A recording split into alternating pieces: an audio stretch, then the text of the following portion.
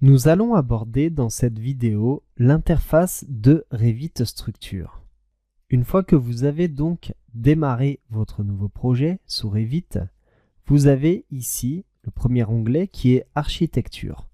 Et ensuite, vous avez un onglet qui s'appelle Structure et un suivant qui s'appelle Acier. Il faudra savoir que Structure puis Acier, dans ces deux onglets, certains outils sont les mêmes. Par exemple, ici, les outils d'assemblage. Ce sont des assemblages de structure, mais ce sont également des assemblages acier. Vous retrouverez également d'autres outils qui sont exactement les mêmes. Nous allons ici utiliser les outils dans Structure. Vous avez ici donc la sélection pour modifier les éléments. Ensuite, vous avez une palette qui s'appelle Structure. Dans cette palette, vous allez retrouver tous les outils nécessaires à la conception d'une structure, notamment les poutres, les poteaux, les murs, le sol, les fermes-treillis, les contreventements et les systèmes de poutres. Ensuite, à côté, vous avez les assemblages. À l'intérieur de ces assemblages, vous aurez donc tous les outils nécessaires qui vont vous permettre d'assembler par exemple un poteau avec une poutre, comme les jarrets, etc. Ensuite, vous avez un onglet qui s'appelle Fondation.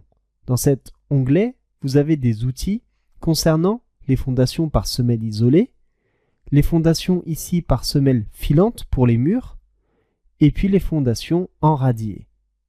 La suivante, c'est les armatures. Donc vous aurez tous les outils concernant les armatures sur les structures. Puis ici, vous aurez les composants. Vous pourrez donc placer un composant venant de l'extérieur, venant d'un autre logiciel par exemple. Ensuite, vous aurez les ouvertures par face, par cage, les éléments de référence, donc notamment la création des quadrillages que l'on verra aussi au cours de cette formation. Et puis, les plans de construction. Au centre ici, vous aurez votre espace de travail. Ce sera votre espace de travail en 2D, sur niveau, sur élévation, ou bien même en 3D.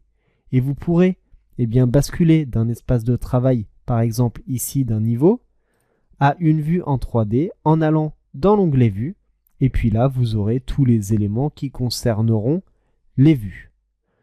On restera ici dans Structure.